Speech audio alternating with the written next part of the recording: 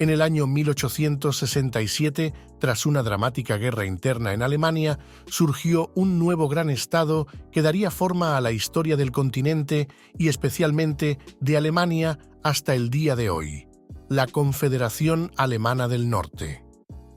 Bismarck logró por primera vez crear un bloque de poder alemán a partir del mosaico de pequeños reinos y ducados, el cual fue considerado uno de los estados más avanzados de su tiempo. No solo contaba con el ejército más fuerte de la época, sino que también estableció numerosos elementos democráticos y sentó las bases para nuestro sistema federal actual. ¿Qué es lo que hace especial a este estado? ¿Cómo surgió la Confederación Alemana del Norte? ¿Cuán poderosa era en realidad? ¿Y cómo condujo a la unificación final de Alemania y a la fundación del Imperio Alemán? Todas estas apasionantes preguntas las abordaremos en el video de hoy. ¡Disfruten! Hasta el siglo XIX, el área de la actual Alemania estaba lejos de ser un Estado nacional unificado. En cambio, era un paisaje fragmentado de reinos, ducados, principados y ciudades libres. Esta fragmentación política era un legado del Sacro Imperio Romano Germánico, que fue disuelto en 1806. Las guerras napoleónicas marcaron el fin del Gran Imperio y llevaron a una reorganización de las estructuras territoriales en Europa. Así, tras el Congreso de Viena de 1815, se fundó la Confederación Alemana, una unión laxa de 39 estados alemanes soberanos. Esta confederación servía como estructura política para la coordinación entre los estados miembros, pero su efecto era muy limitado y no podía ofrecer una unificación efectiva o un gobierno central para Alemania. Durante todo el siglo XIX crecieron los movimientos nacionalistas que pedían la unificación de los estados alemanes bajo una única identidad nacional. Este movimiento fue impulsado en parte por factores culturales y en parte por factores políticos. En este contexto, Prusia, uno de los estados alemanes más poderosos, asumió un papel de liderazgo. Bajo la dirección de Otto von Bismarck, el primer ministro prusiano, Prusia buscó unir los estados alemanes bajo su liderazgo. Bismarck llevó a cabo una política conocida como Realpolitik, que priorizaba las decisiones pragmáticas y orientadas al poder sobre los principios ideológicos. Este parecía ser el único camino para unificar los diversos pequeños estados alemanes. Pero Prusia tenía un competidor: Austria. Austria también aspiraba a un papel de liderazgo y deseaba unir los estados alemanes bajo su bandera. Así, las diferencias entre ambas potencias de liderazgo llevaron inevitablemente a una guerra que decidiría el futuro de las regiones de habla alemana. La llamada Guerra Alemana de 1866 se convirtió en un punto de inflexión. La victoria de Prusia no solo disolvió la débil Confederación Alemana, sino que también permitió a Bismarck avanzar en su plan para crear un Estado nacional alemán dominado por Prusia.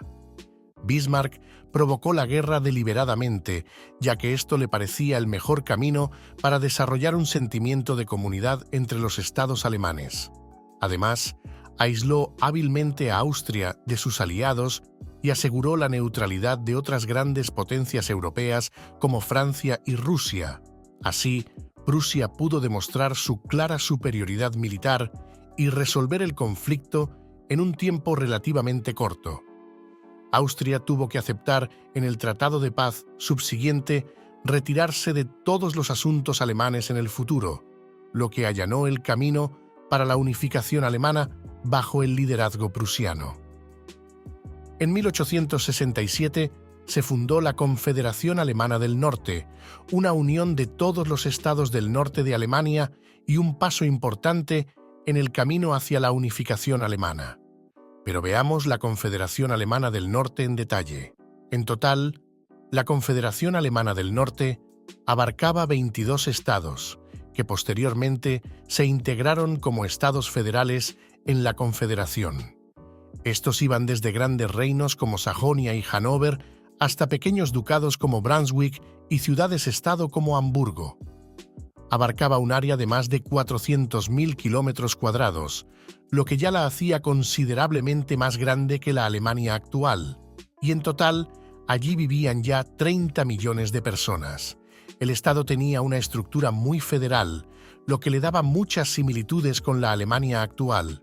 Bismarck promovió un equilibrio útil entre las decisiones centrales a nivel federal y la preservación de la autonomía de los estados individuales.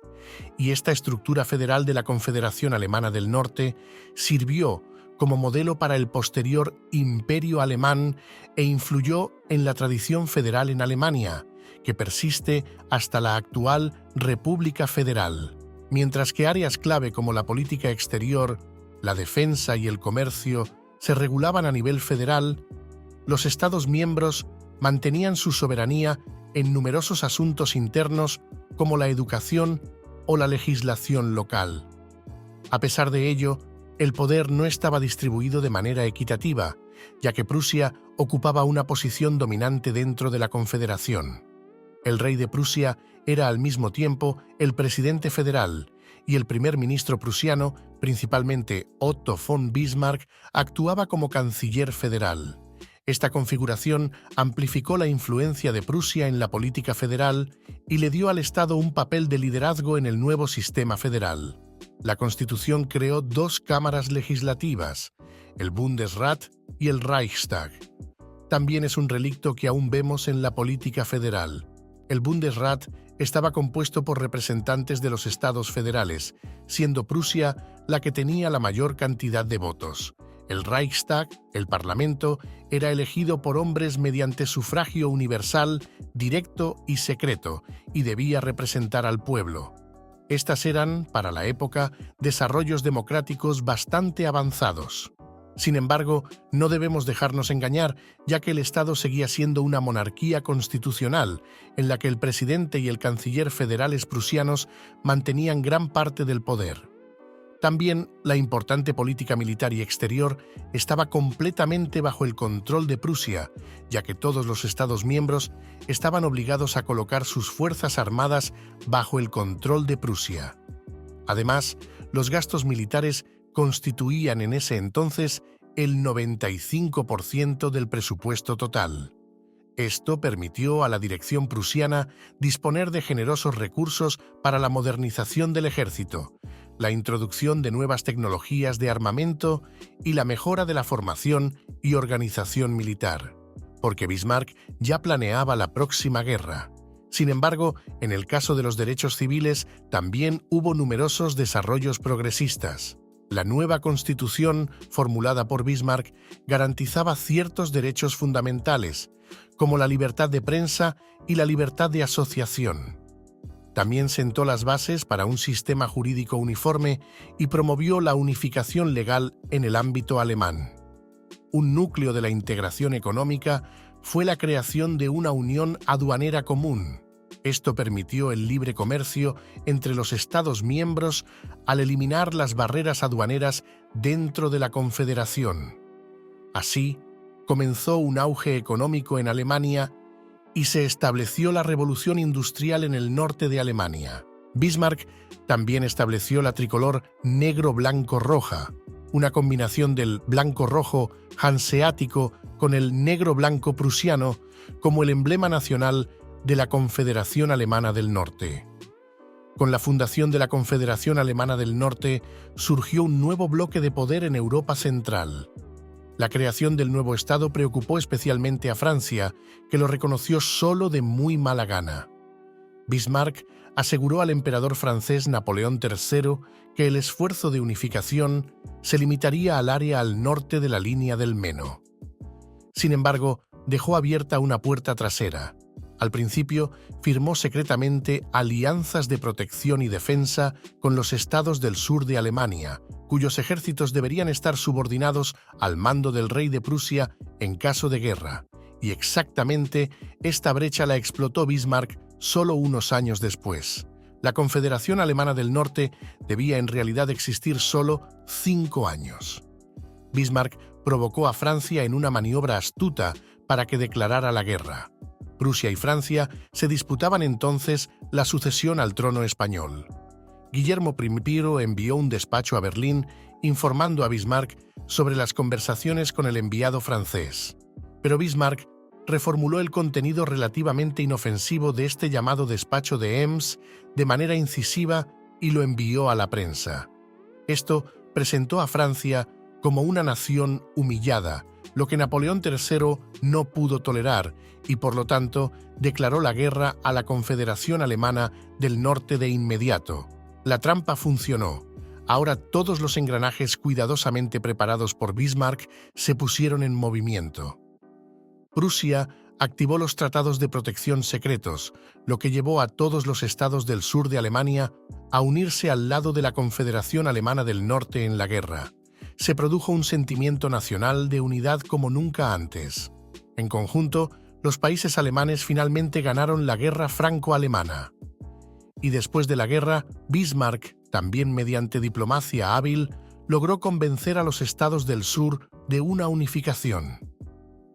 Así, el 18 de enero de 1871 se proclamó el Imperio Alemán en la Sala de los Espejos de Versalles y Guillermo I de Prusia fue coronado como el emperador alemán. Muchas estructuras e instituciones de la Confederación Alemana del Norte se incorporaron al Imperio Alemán y la Constitución de la Confederación Alemana del Norte sirvió como base para la constitución del Imperio. Y Otto von Bismarck, que ya había sido una figura central como canciller federal de la Confederación Alemana del Norte, mantuvo su papel de liderazgo también en el Imperio Alemán.